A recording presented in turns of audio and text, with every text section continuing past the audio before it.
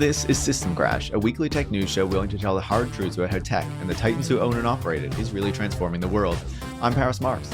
And I am Brian Merchant. And this week, we have a very special guest joining us, Jacob Silverman, tech journalist and the author of the forthcoming book, Gilded Rage, Elon Musk and the Radicalization of Silicon Valley. Jacob, how are you doing after all this? I'm in it with all of you, swimming around in here. A hearty salute to you, Jacob, for writing this book and laying some of the groundwork for us to think. Just a hearty salute that can only be interpreted in the one way, as a gesture of my heartfelt love to you. Right. I'm familiar with that, the kind of gesture you're talking about. You know something's good when there's like a reaction videos going around to a news event. Like people are posting, I don't know why people are like recording themselves like watching the news or like watching the inauguration, but apparently people were. Did you guys see any of this? I haven't really seen the reaction videos, but you know, everything must be reproduced and reenacted as content. Yeah, just one layer of reproduction is really not enough. We need 3, 4. We need to keep going. But I mean, that really, I think, sums things up quite tidily. And if anyone's not aware of what we're talking about, I think it's the "was it a Nazi salute" heard around the world at this point. And Elon did this gesture. Maybe we'll roll a clip of the audio here real quick just for posterity. And I just want to say thank you for making it happen. Thank you.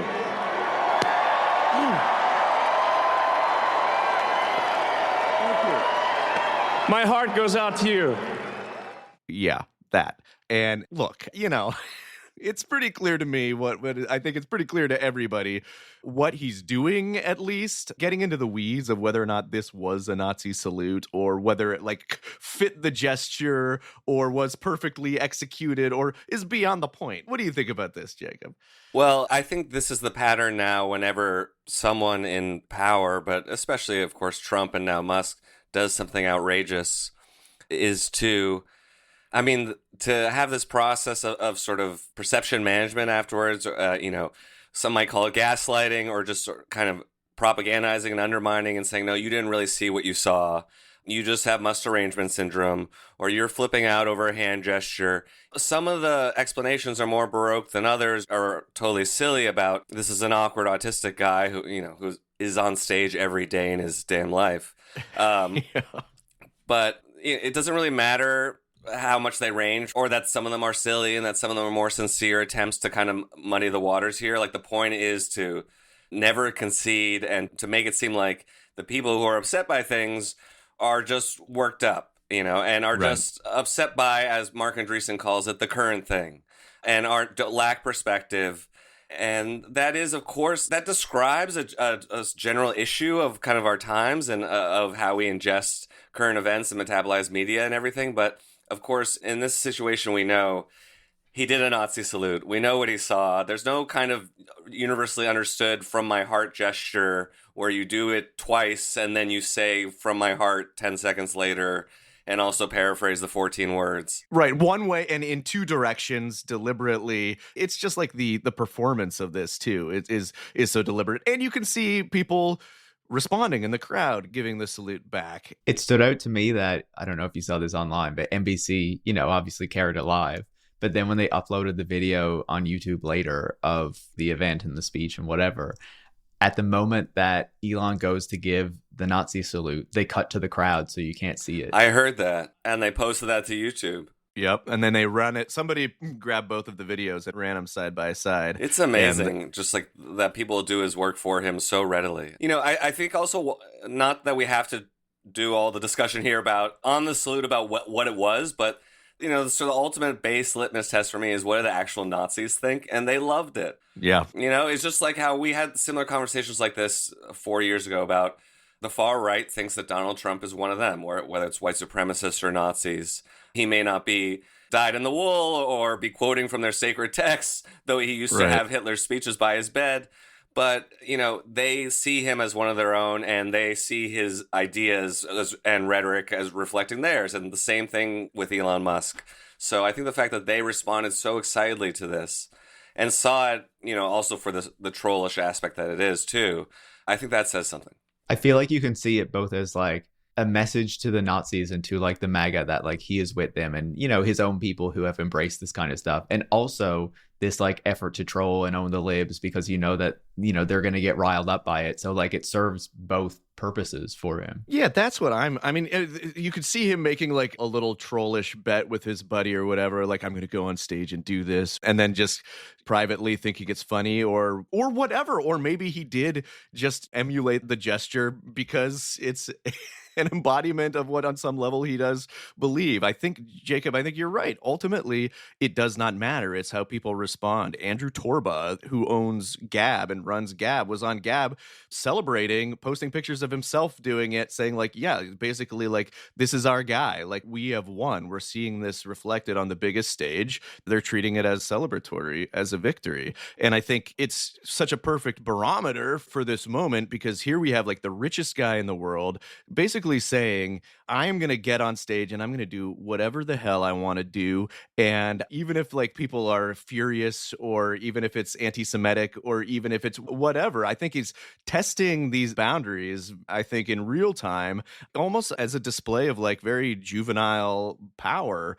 And I think that we see this room that's filled with other tech billionaires. I think 4 of the 5 richest people in the world were in the room at the inauguration. They were front and center. It all seemed very deliberate. The press was able to get all these pictures of them, you know, sort of applauding, standing behind Trump. And then the richest one of them all goes on stage and does a Nazi salute and forces the press that is still somehow unequipped to really handle such a thing spiraling. They're just like, well, what I was just reading the New York Times story about this. It was like, I honestly could not believe, even with like 8 years at least to prepare for a moment like this. It's just like, well, some people say this and what, and no one can be certain what it really was. And then the ADL comes out with that craven tweet that's like, let's give everybody grace here. This is a wild time. Who knows that whether you saw what you saw.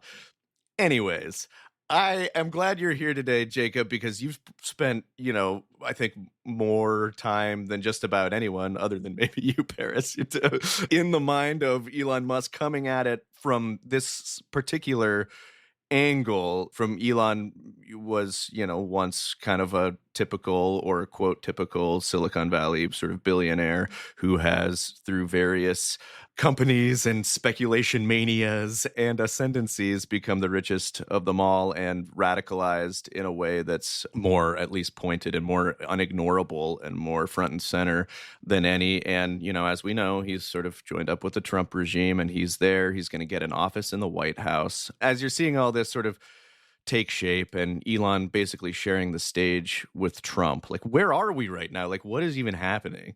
We're in a place we haven't been before, I think. I mean, I don't know if an outside business person has ever had an office in the White House with supposedly, I mean, Jeff Stein at Washington Post had a post saying, I think 20 people might work there for Musk. That might change, but I don't think we've ever had anything like that. I mean, I'm sure there have been people who have been conflicted in terms of conflicts of interest, or billionaires who have had outside influence or a free pass to the White House. Eric Schmidt was the most frequent visitor, I think, to the Obama White House. And we could talk about him in a lot of ways, but it's just never been so blatant, this merger of corporate and government power in 2 men. And if you do question it, the conventional sort of right-wing response or Musk fan response is that somehow you're an idiot, or the Democrats are just as bad, or any number of kind of sort of shallow riposte, I guess. You hope at some point that even people on the right might start waking up to how bad this looks just from the start. But I don't know. Yeah, I mean, we're literally just being, you know, ruled by the richest man in the world. Like, he's just setting up, he's unelected. He gave almost $300 million to the Trump campaign. The Doge thing is also interesting, the metamorphosis that it's taken, because it was originally going to be kind of this extra governmental office, right, Paris? Like, it was going to be set up like it was like just kind of like him and Vivek kind of set like advising the government. Yeah, it was kind of like more of this advisory group that was, or, you know, that's the way it was originally set up, not a real government department. But we know now there was an executive order passed, you know, in the first day of the Trump presidency, renaming the U.S. Digital Service, which was created under Obama to set up the Obamacare website and, you know, has been used to create other services for the delivery of public services through platforms and digital means and things like that will now be called the Department of Government Efficiency. So this is an official government department now, at the same time as Vivek Ramaswamy has been officially pushed out. He's jettisoned. Yeah. Exactly. He got in front of his skis. Yeah. And he was annoying everybody, apparently. Yeah. And if you spend enough time just like reading the tweets of these people, then you can just like totally see this dynamic playing out, especially Musk, who's now in his own sort of own orbit in terms of just like ego but like having to share a project like this with Vivek Ramaswamy, who's now is he going to run for governor of Ohio now? That's what it looks like. Yeah. That's what he says. And so, yeah, he gets shoved out by annoying people too much. And now Elon actually gets moved into the White House with Trump and an office of 20 people.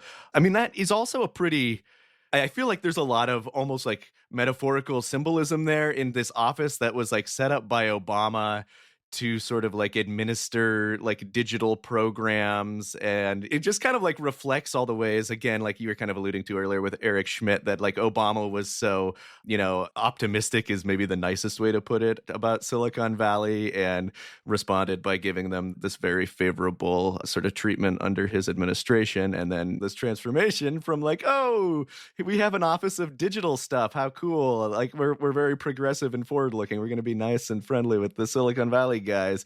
And then like in comes Elon Musk, and now we don't need you anymore. Now we're turning this into Doge, and the aim of this office is now to use the power we've accumulated from all the benefits and soft glove treatment from the federal state, and we're going to dismantle it now, if we can. I mean, we don't know. We still don't know if we can. It's all like still very much a dog and pony show. Would you say that's right? Yeah, well, two things. First, we're going to get some stories that are like, Elon Musk is working so hard, he's sleeping at the White House. I can't wait for those. Or, first it's going to be he's on a sleeping bag like SBF or something, but then he'll be in the Lincoln bedroom or whatever. And people will think it's funny. But the other one is that I think it is interesting. I mean, you'd have to talk to some kind of governance expert, and we'd have to have probably more time to go deeper into the executive order and everything. But this sort of seems to be like a rebranding or reskinning of the digital service, as you said, which it was a pretty technocratic project, as you were talking about. The ACA website was a mess and a disaster, but I think after that, the digital service had a fairly good reputation, from what I understand, and was a fairly kind of mission-driven organization that's about standing up these websites and digital services that can do a lot of different things potentially, and it is sort of what we might aspire for decent liberal technocratic governance to do. Yeah. And you have to remember that like back in the day, like Obama was putting that together at a time when there weren't like a ton of great websites for the government. Not at all. And if you even ever use like, a DMV website or a state website or pay a toll somewhere online, like I'm sure you've experienced the fact that most government digital services are terrible. Yeah, you go back in time to the GeoCity days. Yeah, and now some of the stuff like actually exists and works decently for federal services here in the country, like there's login.gov or whatever it's called and all these other things. Yeah, and people are finally being allowed to like pay their taxes directly through the IRS or file directly online.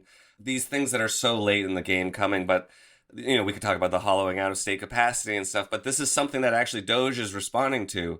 What's very interesting, I think, but with this sort of reskinning or pivot of the digital service is that it seems very explicitly now about privatization and contracting, which is something that I think a lot of us expected.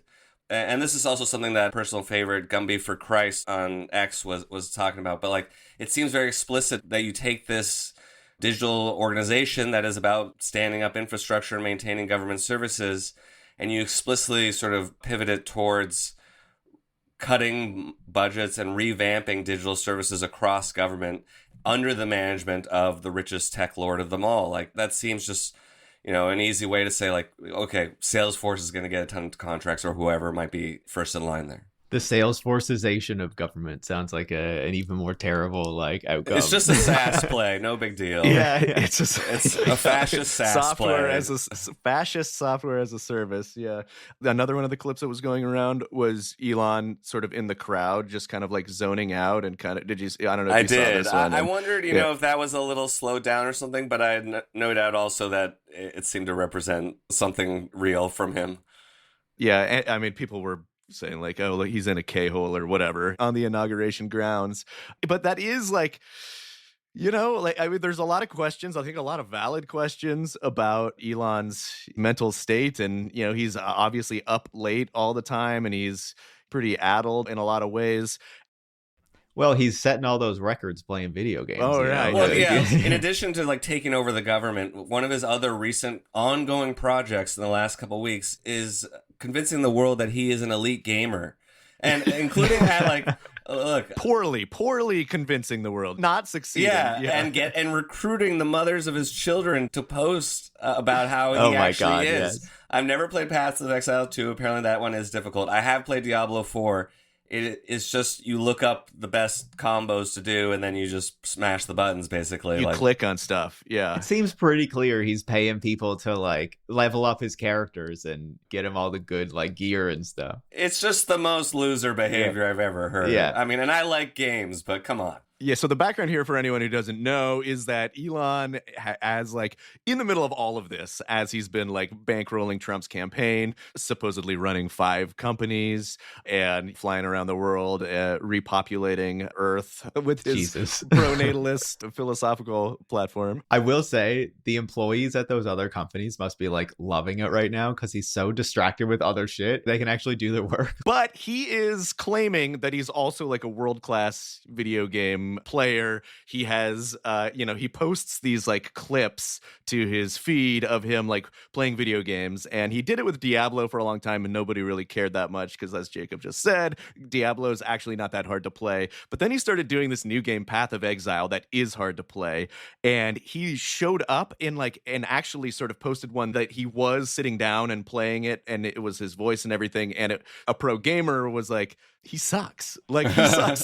There's no way that he is as good as his account is because he doesn't know like basic functions. And so he did a whole like YouTube video. Was that the Asmon guy? Yeah, that was the Asmon guy. So. I thought that was interesting, actually. And like sees some of like the most rare loot in the game and is like, oh, I'm not getting that. That sucks. It's like, oh yeah.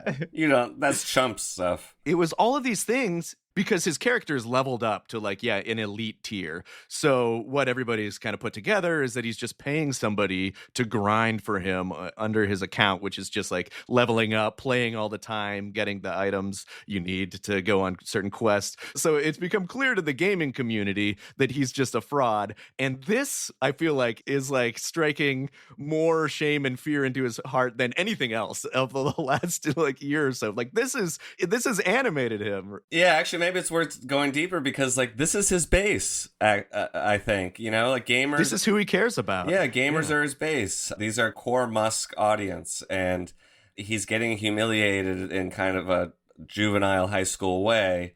So I think we all have our sort of pettiness, but I guess that's why it can be so consuming. I actually thought it was kind of interesting the Asmon guy, sorry, I don't know his handle totally. I think it's Asmon Gold. Yeah, as I gather, he's a prominent streamer, and he had some DMs with Musk that Musk then posted because Musk said, oh, he's not his own man or something. And the messages were basically the guy saying, oh, I have editors who edit my videos and then put them up on YouTube, and I give them some of the revenue, and I have to check with them if they can make this new edit.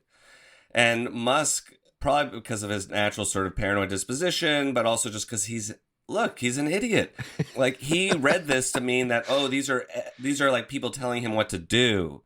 And he posted those. Not video editors. Yeah. And, maybe just thinking of newspaper editors, but still, like, it's such a colossal misreading of something very simple. And he posted saying that this guy is not his own man. And, just one incident. But I thought it was very revealing of just, kind of an everyday sort of stupidity, very poor reading a situation and understanding power dynamics or really understanding how other people might feel or be operating in a particular situation. And just oblivious and totally putting his foot in his mouth so that this thing is going to continue for another week, probably. The guy doesn't know how video editing works, but we're supposed to believe that he's going to like reshape the American government and understand how and get us to Mars.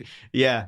Well, didn't you hear though? Now, American Manifest Destiny includes back. Mars. Yeah, and as the expansion of territory and wealth and everything proceeds, that's going to include bringing the Stars and Stripes to Mars. Yeah. I don't know. Maybe I'm just a cynical leftist, but when Musk said that, like, imagine how cool it'd be to see like the American flag plant on Mars. And maybe I just don't dislike Musk, but I felt nothing. I think going to space is fine, but I felt nothing. I don't care. I think you felt nothing in part because it's just we understand this apparatus so well, and most people understand it intuitively, and that it's full of shit. Like, there is no program to be plugged into where there's like a logical trajectory to where like anybody even really believes that we are going to get to Mars. There's no scaffolding there. It's just more shit that people are saying.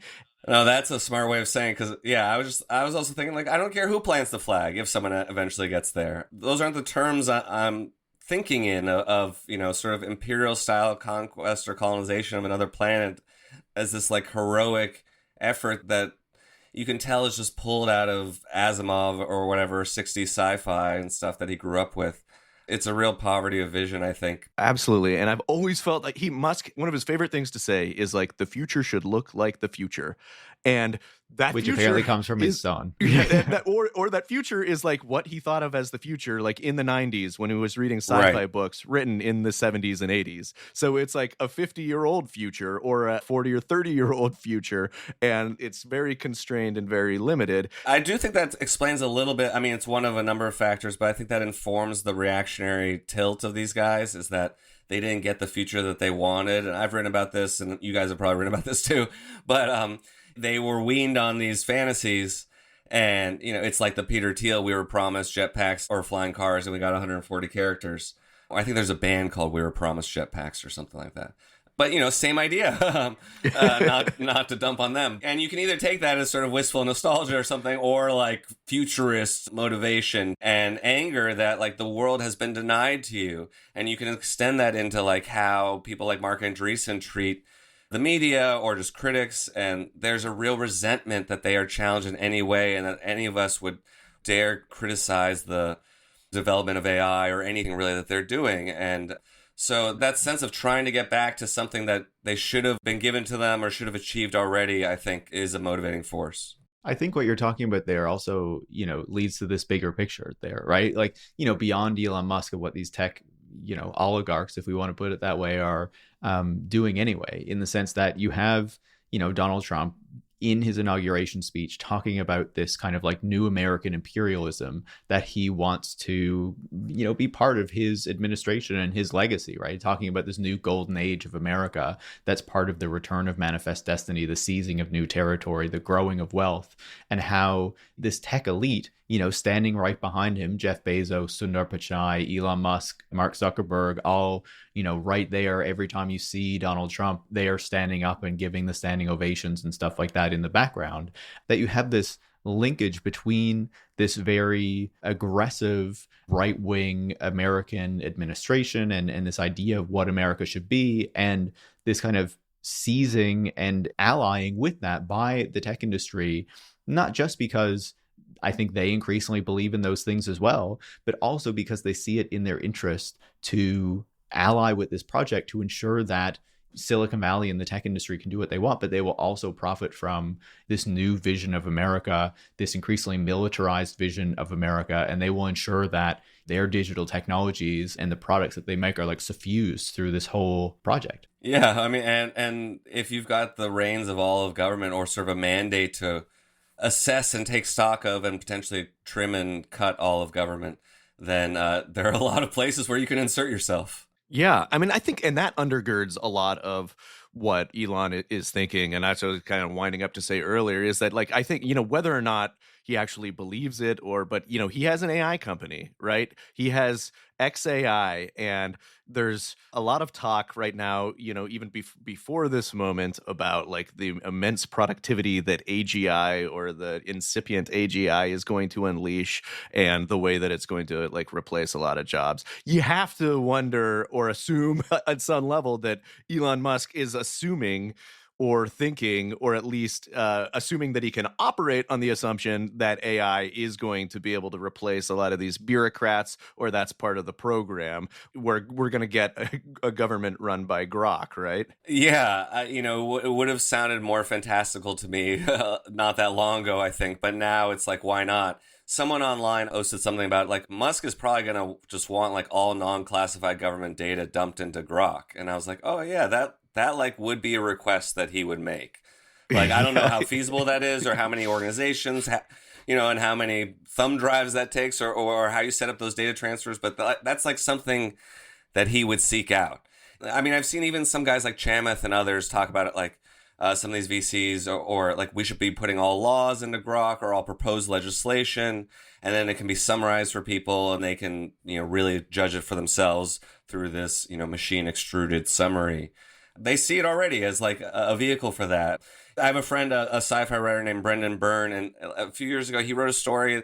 I'm not sure if he published it, but it was about an AI president. And now I'm thinking like, that seems to be just what people want. I mean, and that's the thing that all of this is working towards. Like, all this comes like at a moment where most people, I think, rightfully feel like digital services and technology in general has declined in a lot of ways, where the platforms that we use every day, whether it's Facebook or Google or X, it's not about like making these good platforms or like building the future further. They're more sort of monopoly plays. So we have this erosion of what's actually possible, what the companies are actually doing. We have less trust in the companies, or less sort of even sort of assumption that they're going to build good products. So into this like weird veneer, the bullshit takes on another dimension where it's like, well, I'm going to build AI and I'm going to do that. And it's kind of like, yeah, okay, well, whatever. All these guys are basically just old school monopolists now, right? Like, they just own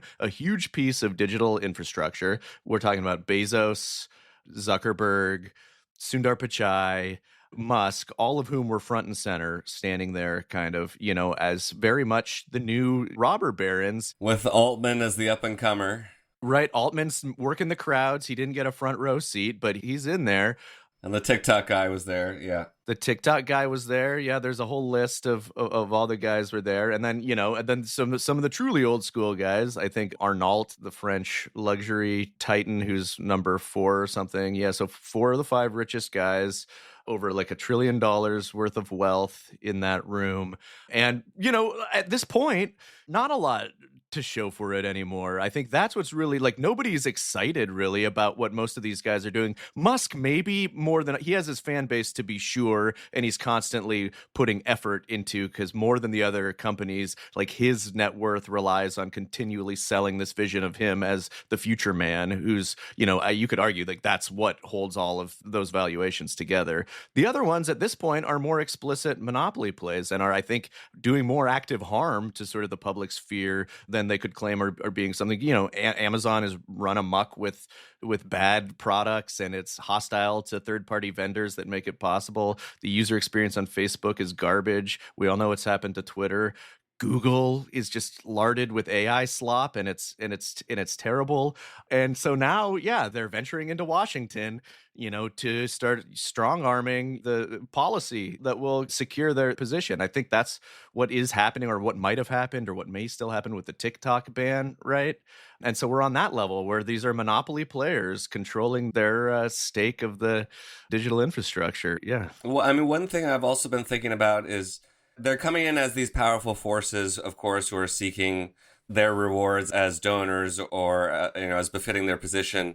I've also been thinking more about every relationship with Trump turns into a protection racket or a demand for money, and how also a lot of these people, if Trump weren't elected, they were facing and still are for at least another day or two, or until Trump gets around to appointing a full-time SEC chair. Facing a lot of investigations and other issues. And I've written about this, and we've all quoted Musk saying, "I'm fucked" to Tucker Carlson. Like, if he loses, I'm fucked. Like, I think that was real. The New York Times did a piece about how there's something like 15 different government investigations into Musk, from securities fraud to full self-driving to environmental stuff around Starbase to any number of things. A lot of these guys have real exposure. And or in the case of vis-a-vis Trump, like Zuckerberg was threatened by Trump. Trump said you should go to jail.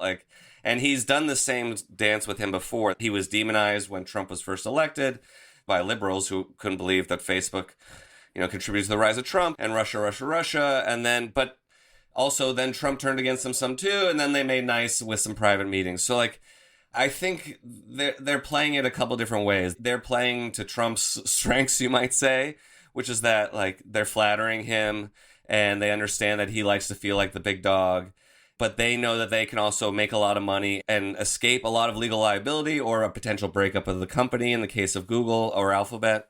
That is a strong motivator here too. It's people who know that Trump's impunity and basically absolute power can extend to them if they play their cards right. Yeah. I want to take this opportunity, actually, just to follow on what you just said, to read from the story that you published in The Baffler, which I think sums up this cohort and their relative diversity of purpose and what binds them together pretty darn well. So, yeah, this is from a story called Mr. Grift Goes to Washington in The Baffler. I won't make you read it unless you want to. I'll let you if you don't mind. I don't know which is, shows more humility on my part, but please go ahead. So, staffed by MAGA loyalists, billionaire donors, golf buddies, professional wrestling executives, vacant-eyed psychopaths promising not to drink on the job, and a gaggle of reactionary tech elites dreaming of a Silicon Reich whose money brought them to Mar-a-Lago at exactly the right time, the second Donald Trump administration is a rough bunch. The trappings of power can launder some of the crudest personalities toward legitimacy, but this is a special cohort, drawing their cues from the president, MAGA nationalism, and the extended Heritage Foundation universe. Trump's lieutenants have their shared ideological and policy commitments, which deserve scrutiny. But the new cadre of White House advisors, policy czars, and secretaries and undersecretaries are usefully understood through what could gently be called a shared way of being. They're criminals. That's right. I mean, that's what binds them at core, right? As you said, each of these guys has a rap sheet in various terms, whether it's their companies are under investigation, whether they're personally under investigation, or some of them have been, like Trump himself, already convicted. And it is transactionalism, I think, is the word that defines Trump more than anything. It's all about transactionalism. Writing this piece, you obviously had to write it before the main event. How do you feel about it now? Yeah, I wrote it before the president did a securities fraud on inauguration weekend. I mean, with the Trump shitcoin. And so I guess I feel even better about it now. I mean, as I say in the piece, this isn't really a moral judgment, though most of these are pretty unsavory people. When I talk about criminality, it's about some of them have been convicted of crimes, but also it's just this disregard for incumbent authority, for expectations, for, the well-being of others. And I also talk about how Anthony Blinken and company are also criminals, but they're war criminals who do their crimes in tuxedos. The difference, I think, with the Trump crowd, including these tech moguls around him, is that they are so used to getting their own way in the manner of a mafioso who just kind of goes around, bullying shopkeepers in the neighborhood and stuff like that. I'm not saying that they have that kind of personal gravitas or something like that they could bully people around, but that's the way they move through the world, which is that their money gets them everything. They've broken a lot of rules, move fast and break thing, the ideology of disruption, take your pick, white male privilege, all these sorts of things that combine to give them a sense of impunity, that they've never really had to answer for anything, and that any sort of regulatory investigation has been a form of persecution or nuisance at best. And finally their liberation is here in the form of Trump, to take the shackles off and allow them to be free in the way that they think they truly deserve. Speaking of that, and, you mentioned Blinken there, I wonder, obviously we can recognize this about the Trump administration. The Biden administration had a bit of a, conflicting relationship with some of the tech industry, but, was still embracing it to a large degree as well. And in his final speech, he called out the creation of a tech oligarchy, sounding a bit like, Eisenhower back when he warned of the military industrial complex. What did you make of that moment, his decision to do that in his final speech, and whether you feel like there's a lot to it, or it's just kind of he's pissed off that the tech industry went with the Republicans and backed Trump over the Democrats? It would be interesting to know how that speech came together. I don't know if it's been reported on at all, and if it's sort of the true version. I frankly doubt that Biden was very much involved in its drafting, but he probably has some broad ideas about tech. He's never been a big fan, I think, of the CEOs as guys. Like, he just seems to think that they're kind of pricks, especially Musk. And didn't invite him to that White House EV summit, which Musk and his allies act like was this horrible offense. And like, how could you be so stupid? How could you forced him to go Nazi because you didn't invite him to the EV summit? But, these are the things that they take seriously and that they point to. You got to kind of take their word for it sometimes, that this mattered, that kind of stuff mattered to them. To the point where Ro Khanna, the progressive congressman, echoed that talking point. And I mean, he's the Silicon Valley congressman. I get a little frustrated with him, yeah. Yeah, me too, because that was just, I mean, he's like, we should have invited him. That, like, to me, taking all the wrong lessons from what's happened here. I think to better answer Paris's question, I think the Biden administration was sort of appropriately adversarial on some fronts and tried to regulate tech or tax it or keep it from destroying the economy or whatever else in some ways that were quite reasonable, whether it was through the work of Lena Khan at the FTC, which some people in tech I think came to appreciate, maybe not at the big tech companies, or the SEC's enforcement of crypto, which was sort of incomplete, but that was because it was inherently a game of whack-a-mole when there were so many bad actors. You can't police thousands of shitcoins every day or even every single major fraud. So I think that the tech people don't really realize how good that they had it. I sort of pull my hair out a little bit because they all did pretty well during the Biden administration, and they have done well for decades now. And despite, as you were getting at, I think earlier, Brian, that they have not been very innovative in the last 10 years. I mean, one of the industries we're sort of circling around here, crypto, is like, it's been like almost 17 years or something like that, and they can't really scale or have a real use case or make products that people want on for a mass audience. And they need a bespoke regulatory regime and their guy, like an actual crypto scammer in office, in order to like have a future for their industry. That's just simply the way it is. So the fact that they can sort of have such a level of grievance, I think is rather amazing sometimes, given the ZERP money is gone, but you have every other advantage in the world, and it's your fault if you haven't built the future of finance. Right. And I think that that's exactly it, because they do. They want everything. And this is the danger of letting, an oligarchy blossom, right? Because then once you get large enough, you do start to feel entitled to everything, the wealth, the influence, and like you need adulation too. So these guys really respond to grievance as well. And I think in some cases, more than anything, obviously there's a few guys who felt threatened by Lena Khan and the FTC coming after the companies, but I think there's also like an ideological component too, where it's like you're meddling. And Andreessen wrote that now famous techno-utopianist manifesto, which is basically just like hands off. We need everything. We need all the power. We need all the support, all the backing, and we need you to cheer us too. I'm also curious about the development of that speech. I think to me, it kind of reads like, oh, Eisenhower was famous for, dropping this line, the military-industrial complex.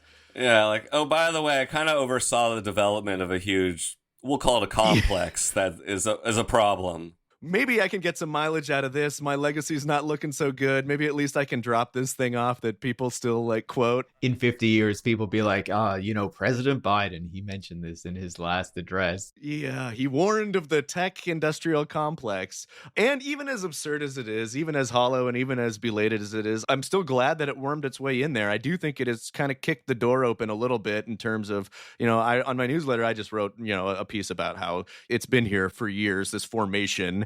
It's not like it's suddenly erupted and these guys are controlling the entire internet now. Now it's been amassing and taking shape and gaining power for quite some time, in large part because Democrats have again fostered a complementary and hands-off regulatory regime that's allowed it to grow to such power before Lena Khan and her cohort took office. And I do think that's part of the problem that the Democrats faced and Biden faced, is that it just Everybody's always talking about the importance of narrative and of communicating political ideas in a way that sort of makes sense to the public. And I think there's some truth to that. And especially with this, right? Like, because they saw on one hand, all of the tech executives constantly cycling through the White House, going to Schumer's office, talking about AI, we're going to build the future. And then on the other hand, Lena Khan's going after them and trying to, break up their companies. It's not exactly what was happening. Of course, it's nuanced and it's complex. We live in a complex world. But the story, I feel like,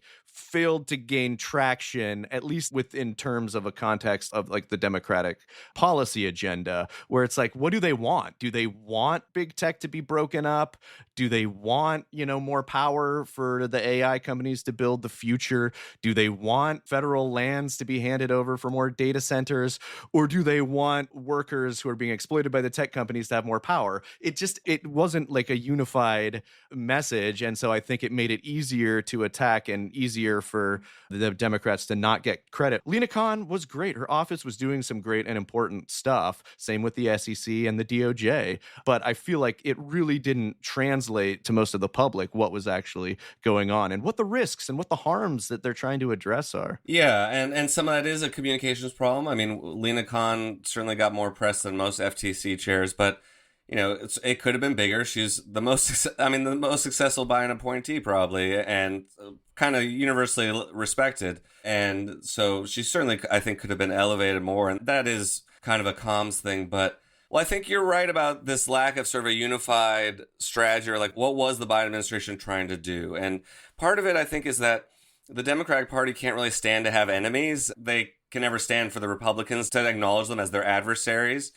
People are always, donating to the North Carolina Republican Party after one of their offices burned down, or Kamala Harris saying that she wants a Republican in her cabinet, and that's the difference between her and Joe Biden. Like, or Chuck Schumer saying at the same time Elon's giving the Sig Hail, he's saying like, well, we got to work on bipartisanship. Like, these people want different things than you, and sometimes politics is about competition over limited resources or policy choices, and I think that needs to help kind of reframe the attitude towards tech, which is that, for example, crypto, these can be sort of decided separately, perhaps, like one's attitude towards certain parts of the tech industry or Silicon Valley or VC or whatever else versus crypto. But like, we would have been much better off, or the Biden administration would have been much better off if they had just said, either internally or even publicly, like, hey, we encourage crypto entrepreneurs to innovate and to run their businesses. We think that existing securities laws and banking laws apply just fine, and that the industry doesn't need special treatment, and we're going to enforce the law. And not basically play this weird game where like they just lose to Republicans who embrace crypto wholeheartedly and are willing to undermine the law and undermine the rule of law, and fail to really recognize that this party, even if you pay lip service, or to this industry, even if you pay lip service to them or give in to them on a couple fronts, you might get a little bit back, but they're going to donate $200 million to the Republicans anyway. As Molly White, the crypto reporter, was pointing out, that a lot of crypto people are, not happy with this like new sort of attitude, or the Republican attitude, which is anything goes. Because in the long run, if you allow all of these scams, it's going to blow up again, right? And then you're not going to have consumer confidence in an industry that, it's not full of bad actors and scammers and grifters. There are plenty of them, but there are also people who want to see this general project succeed, right? Yeah, and I mean, there are people who are in it for good faith reasons, I think, or whose sort of good faith is expressed through like the ideas they have about money and digital money, and or just think that this is the future and they're going to get rich doing it, but aren't really doing it in order to scam people or pull one over on them necessarily. Like, and I meet those kinds of people and talk to them, and I think some of them have been posting and describing what you're recounting here, which is that they don't see, Trump meme coins and Republicans basically becoming crypto entrepreneurs while in office as being a good thing necessarily for their long-term agenda, which is astute on their part. Yeah. Can you talk about that for a second, actually, to back up just one sec? Because I think that's like the final big thing we want to hit on today, is because it's really remarkable, right? Like, there's just been this flurry of meme coins. Trump himself and his cohort have released a bunch of coins to kind of just cash in nakedly on this moment, which certainly is unprecedented. What Yeah. incoming president has released a crypto coin or a meme coin? So what's going on here? Yeah, remember like 6 months ago when people were like, Trump is selling watches. Those could be a vehicle for influence or something. Like, this is so far beyond that. Or like Jimmy Carter putting his peanut farm in a trust is a classic example, I guess. But for anyone who's, thankfully for you, not familiar with crypto, meme coins, these coins that are all the same, except, one of them might be about Pepe the Frog or about Peanut the Squirrel or about Hawk Tuah Girl or Trump. It's just a picture, basically. Different branding. There hundreds or thousands are even released every day, especially on this platform called Pump Fun, which is on Solana, which is kind of like automated meme coin creation.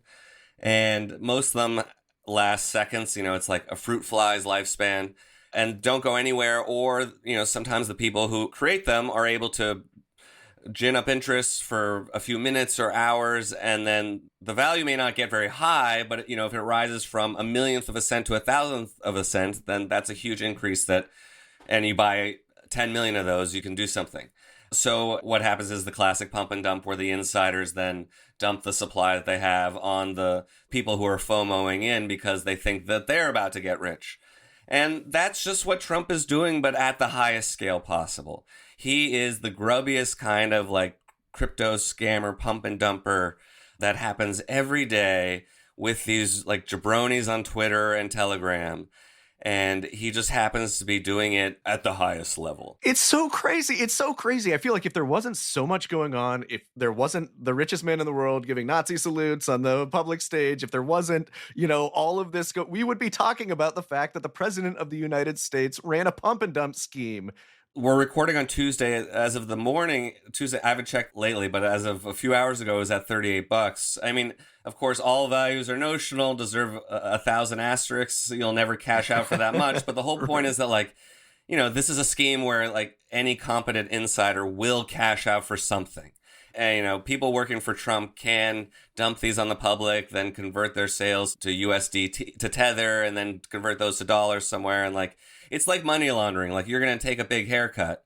But if you're not a complete idiot and you're one of these insiders, I mean, 80% of the tokens went to Trump and other insiders, which is a classic hallmark, like the biggest red flag of a pump and dump. So, and I mean, that's where the dump comes from, because the insiders have to sell that 80% in order to create liquidity, market liquidity. So there are tokens out there moving around. And that's what happened. And that's why you saw the big fall off on a couple different points, including when Melania's token launched. We just never seen something so brazen. And like, people can act like we're being precious about it or something, but even the crypto industry is shocked by it. And some of them are against it. Some of the most vocal pro-Trump people in the crypto industry, someone like Nick Carter, perhaps, thinks like this is sort of bad juju and not really good for in the long run. And I think this sort of leads to one of my constant critiques of the crypto industry, which is that, like, this is not going to bring more people to the table. I mean, it will in the short term. It will onboard some people to crypto probably, who are then going to lose all their money, but it's not going to help grow the industry in any way. It will just contribute to the scammers culture. But what I do think is also different here is that this token is now listed, I believe, on Coinbase and Kraken. Those are both US-based exchanges. Coinbase is publicly traded. You can buy it on Binance, which is, of course, the shady overseas exchange whose CEO just got out of federal prison and was just fined $4.3 billion. But you have that company, and which is obviously trying to get back in Trump's good graces, or in the US's good graces. And then you have US-based exchanges facilitating a crime. I mean, like, they would not have listed this token a year ago if Trump were not about to become president. I mean, these are companies that have delisted tokens for much less. And instead, they're actually actively pushing them towards their users. And now you even see, like, there was a filing today for some ETFs related to this, which is basically like, you invest in a Wall Street fund that then buys the tokens and whose price is pegged to those tokens. So like a shitcoin fund. Like, this is beneath penny stocks. This is garbage. And the fact that this could so quickly start to penetrate mainstream finance is super disturbing to me. And just for the record, there's the Trump $ meme coin that was dropped. And separately, there's a separate Melania meme coin. And then there's this thing called the World Liberty Finance. Yeah, we need to be clear. Trump also has World Liberty Financial, which is this crypto company. I know Zeke Fox and some others at Bloomberg have done some good reporting on the guys behind it. They're a typical kind of rogues gallery of crypto hustlers who have been involved in scams and rug pulls and hacks and just like, are straight out of the manosphere. And what they've done so far is they released a token called, I think the ticker is WLFI, and they initially were selling something like 30 million of them, or $30 million worth. Of course, most of this money goes to Trump and his family in some way. But the tokens, they can only be purchased. They can't be moved. These particular tokens, not the Trump ones, but the WLFI can only be purchased. They can't be moved. They're supposed to be governance tokens, like as in they might let you vote on future changes to this platform that barely exists at the moment. But they don't really have value, and you can't move them or trade them even for other shit coins. And you can't move them off World Liberty Financial. So it is effectively a donation. And of course, Justin Sun, he's one of the most infamously notorious crypto kind of characters in common, but frankly, in a way that's kind of hilarious and absurd. It's kind of like peak crypto, very clownish, and he's always hopscotching between different tax shelters and offshore jurisdictions. Right now he's the prime minister of like a fictional country called Liberland. In Eastern Europe. Yeah, I mean, there's like a patch of land between Croatia and Serbia where they claim it's theirs, but you get the drift. He's been a lot of island nations. He was in Grenada and became a citizen. Then he became their ambassador to the WTO. Then as in the Grenada we invaded to save the med students in the late 80s. And then the Grenadan government changed over and they said, we don't want you. You're no longer our ambassador. Please stop using His Excellency before your name. But he didn't. So like this guy is now the biggest holder of WLFI tokens, which perhaps one day will be, changed by the company so that they can be sold. But almost certainly now that he's bought in. But really, this is a transparent influence play. This is someone who cannot come to the U.S. right now, probably. Like, I don't know that for sure, but I don't think he's been seen in the United States in several years, Justin Sun. He used to live in San Francisco years ago when he was working crypto early on. But he's being sued by the SEC for fraud. And, this is someone who was going to bail out Sam Bankman-Fried. Sam Bankman-Fried claimed that he had a rescue package coming from Justin Sun and others. And so, like, this is not a minor character in crypto, but also is just, like, so far beyond the pale of, like, hustler scammer that I just can't believe that this guy is now put in. It's gotten to 75 million that he claims he's put in to WLFI tokens. And again, that is a donation. And he's been tweeting a lot. He's been posting back and forth with the Trump brothers. They're buying Tron tokens, which is the Justin Sun token. Like, we just never really seen anything like this. Like, it's one thing if these guys are like having dinner with criminals or something like that, but like, you are buying the currency of like an international money launderer, and we're all seeing this happen. Like, I don't even know how to try to emphasize this without seeming a little hysterical at times. Yeah, I mean, I think it's totally warranted. It is unprecedented, and it's by virtue of the fact that so few people can really parse the goings-on of the crypto world or care to, or that, again, the zone is being flooded by news and information about all these other people who are grifting, who are unsavory in so many ways. Like, it's so hard to keep track of all this. And, of course, this is, and has always been, to Trump's great benefit. Before we go, we should probably just note quickly that also on top of all of this stuff that has happened, there's been a flurry of executive orders that have been passed. Paris, did you have a few that you wanted to highlight? Sure thing. Yeah. Obviously there's the ones that people have been hearing about, declaring that there's only two genders, the things that are a major threat to, not just LGBTQ people, but immigrants and, the ending of birthright citizenship, all these sorts of things that are coming down the pike. Dubiously constitutional, right? Absolutely. But then, on top of that, as I mentioned earlier, Doge is now a real government department, replacing the US Digital Service. Trump has pulled out of the Paris Climate Agreement and is ending a bunch of Biden's policies to incentivize EVs, which Elon Musk is on board with, despite AI is going to fix climate, so it's fine. Yeah, we don't need to worry about it now, right? He banned offshore wind development, so projects currently in progress, I guess, maybe going to continue, but offshore and maybe onshore too. You just don't know where along the coast he's going to set up a golf course, and they can't be there, right? And the tech industry needs power, but this also just goes to show kind of how they are having to concede on a few things, or Musk is not getting everything he wants because he's running up against the traditional like right-wing fossil fuel interests. Well, and this one is like one that has like a weird personal sort of vendetta related to it. I mean, back when I was at Vice, I wrote a story about a couple of them actually, because it was just so funny. I mean, this was pre-President Trump, maybe Trump with presidential aspirations, like 2013. So maybe he had started doing the gross thing with Obama's birth certificate questioning and all that. But he was certainly someone that no one was taking seriously. But he got mad at Scotland because he had plans for a Trump hotel and golf course, and they approved permitting for wind turbines, like